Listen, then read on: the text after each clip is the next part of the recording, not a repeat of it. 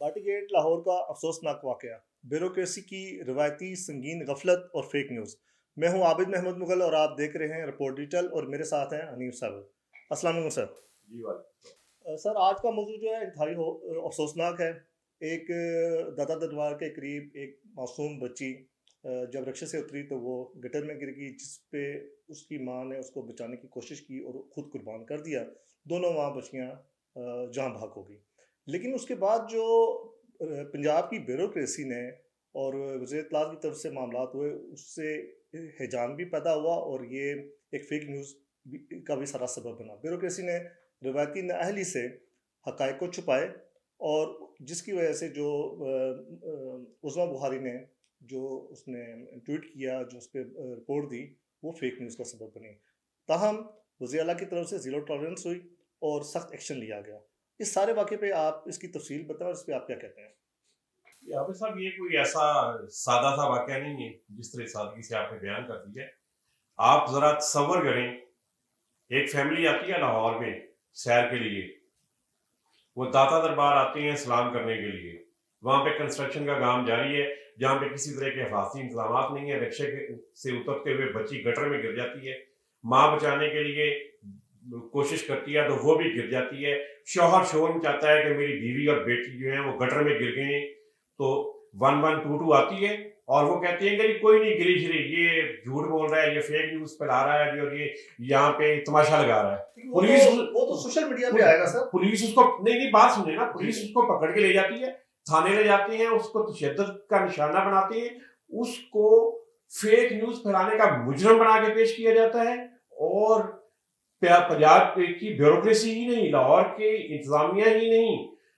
اس میں بدقسمتی یہ ہے کہ ان کی جو محکمہ اطلاعات کا عملہ بھی اسی طرح کی صورتحال وہ سوری رپورٹ بنا کے دیتا ہے وزیر اطلاعات کو، اور وزیر اطلاعات بھی کہتی ہیں کہ یہ فیک نیوز پھیلائی جا رہی ہے۔ لیکن 2 گھنٹے کے بعد معاملات کا یہ پتا چلا کہ وہ نالا جس میں وہ گری گٹر میں، وہ آگے جا کے آؤٹ فال ڈرین میں گرتا ہے لاہور میں۔ میں کیونکہ لاہور میں رہا ہوں تو مجھے اس سارے علاقے کا بھی پتہ ہے۔ وہ وہاں سے وہ سارا گندا پانی راوی میں چلا جاتا ہے ٹریٹمنٹ کے بعد۔ وہ وہاں پہ آگے جنگلہ لگا ہوا ہے اس گٹر کے آگے، جہاں سے گٹر لائن جو ہے وہ آگے جاتی ہے، اس جنگلے کے ساتھ جا کے اس عورت کی لاش جو ہے وہ رک گئی، اور وہاں سے پتا چلا کہ یہ بات بالکل ٹھیک تھی۔ اور 2 گھنٹے تک وہ وہاں پہ بیوروکریسی یہی کہتی رہی کہ جی نہیں، یہ کوئی ایسا واقعہ نہیں ہوا، یہ یہاں پہ پنجاب گورنمنٹ کو بدنام کیا جا رہا ہے، اور یہ ایک مہم چلائی جا رہی ہے لاہور کی انتظامیہ کے خلاف۔ سر یہ تو ظاہر ہے، محکمانہ خاص طور پر واسا کا اور جو پولیس کا رویہ رہا ہے، یا جو جس مجرمانہ طریقے سے انہوں نے اس کو چھپایا ہے۔ لیکن جو اطلاعات انہوں نے عظمیٰ بخاری کو دی، اس وزیر نے تو وہی کیا جو اس نے آگے پڑھ کے بتا دیا، اور اس نے معافی بھی مانگ لی۔ لیکن کیا وزیر کی معافی مانگنے سے، اور جو متعلقہ جو لوگ ہیں جنہوں نے فیک نیوز اس کو شروع کی چلائی، ان کی معافی مانگنے سے، تو ان کو سوری کرنے سے ان کو معذرت قبول ہوگی، تو کیا ایک صحافی اور ایک عام آدمی بھی فیک نیوز لائے تو اس کے ساتھ بھی یہی رویہ ہوگا؟ یہی سب سے بڑا کوشچن ہے کہ کیا کل کو کسی دوسرے کے ساتھ بھی جو کسی غلط فہمی کی بنیاد پہ فیک نیوز پھیلانے کا سبب بنے،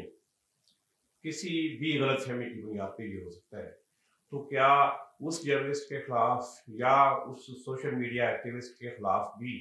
کہ وہ بعد میں یہ کہہ بھی دے کہ جی مجھ سے غلطی ہو گئی، میرے پاس اطلاعات ٹھیک نہیں تھیں اور یا معلومات ٹھیک نہیں پہنچی تھی تو میں نے یہ بات کر دی، تو کیا پھر بھی جو فیک نیوز کی تحقیقات کرنے والی ایجنسی ہے وہ اسی طرح کا نرم رویہ اختیار کرے گی ان کے بارے میں؟ نہیں، لیکن سر ایک فرق ہے، ایک فرق ہے۔ اگر کوئی بندہ غلطی سے فیک نیوز کا سبب بنتا ہے وہ ایک الگ بات ہے،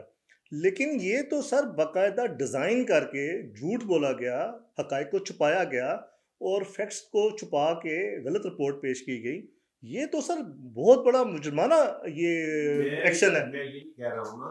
کہ ایک طرف یہ ہے کہ ایک مجرمانہ عمل ہوا، اور ایک بندہ،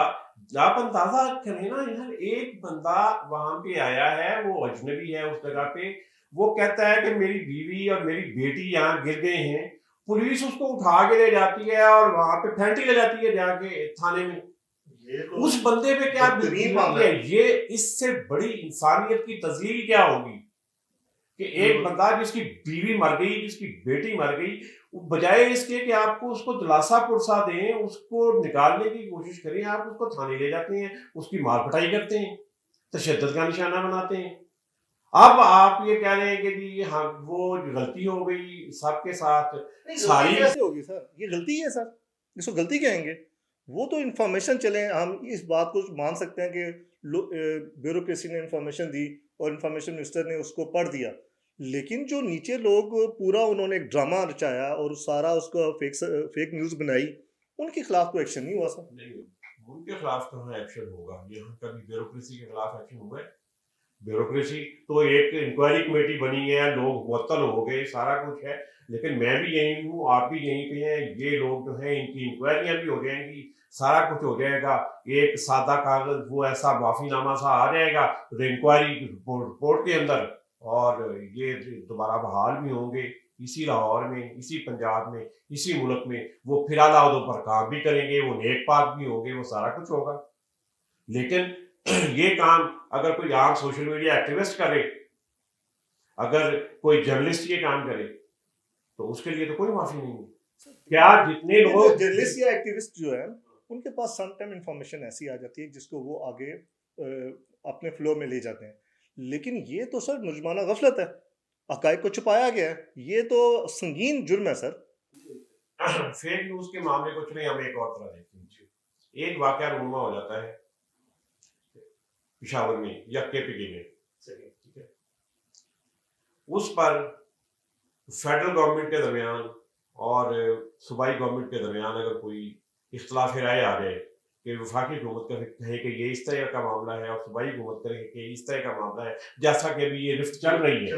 کل کو کسی بھی ایونٹ کے معاملے میں اگر یہ ہو جائے، وہاں پہ کوئی آپریشن ہو، وہاں پہ کوئی کارروائی ہو جس میں لوگ دہشت گرد مارے جائیں یا اور اس طرح کا کوئی واقعہ ہو جائے، اور اس پہ اگر دو مختلف رائے آ جائیں، ایک صوبائی حکومت کی طرف سے اور ایک وفاقی حکومت کی طرف سے، اور جو بندہ صوبائی حکومت کی طرف سے دی گئی انفارمیشن کی بنیاد پر خبر جاری کرے گا یا خبر دے گا یا پروگرام کرے گا یا اس طرح کی کوئی رپورٹ جنریٹ کرے گا، اور جو وفاقی حکومت کے خلاف جاتی ہو، تو کیا وفاقی حکومت اس کے خلاف فیک نیوز کی کارروائی کرے گی؟ وہ تو یہی کرے گی، وہ تو کہے گی کہ بھائی یہ غلط خبر چلائی ہے۔ تو بھائی یہ جب یہ قانون بنا ہے تو اس قانون کی امپلیمنٹیشن کے حوالے سے اس کے جو یہ سینسٹیوٹی ہے، خاص طور پہ جہاں پہ پولیٹیکل نقطۂ نظر کا فرق ہے، اور مختلف معلومات کو، مختلف ایونٹس کو، مختلف چیزوں کو پولیٹیکل مائلیج کے لیے، پولیٹیکل آپ اس کو کہیں نا سیاسی سپیس لینے کے لیے استعمال کیا جاتا ہے ایک ایسے معاشرے میں، تو اس کے لیے اس سارے کے ایس او پیز بھی تیار ہونے چاہیے، اس بارے میں سیریسلی ایک ڈسکشن ہونا چاہیے، تاکہ بہرحال اگر کسی جگہ کوئی شک کا فائدہ ہے تو وہ اسی طرح ان لوگوں کو بھی ملے جس طرح لاہور کی بیوروکریسی کو دے دیا گیا ہے۔ یہ اکراس دا بورڈ پہ سب پہ امپلیمنٹ ہونا، جی اس کا باقاعدہ بنانا پڑے گا کہ یہ سارے کا سارا معاملہ اسی اچھے انداز میں، یا بلکہ اچھے انداز شاید نہیں کہنا چاہیے، کہ اسی انداز میں حل ہو، جرنلسٹوں کے سطح پہ بھی، جو یہ سوشل میڈیا ایکٹیوسٹ ہیں ان کی سطح پہ بھی، اور اگر یہ بات ٹھیک ہے کہ آپ معافی مانگنے پہ ایک وزیر کو معاف کر دیتے ہیں اور سمجھتے ہیں کہ وزیر سے غلطی ہوئی تو اب یہ ٹھیک ہو گیا، اگر آپ commissioner Lahore, D C Lahore, D D واسا کو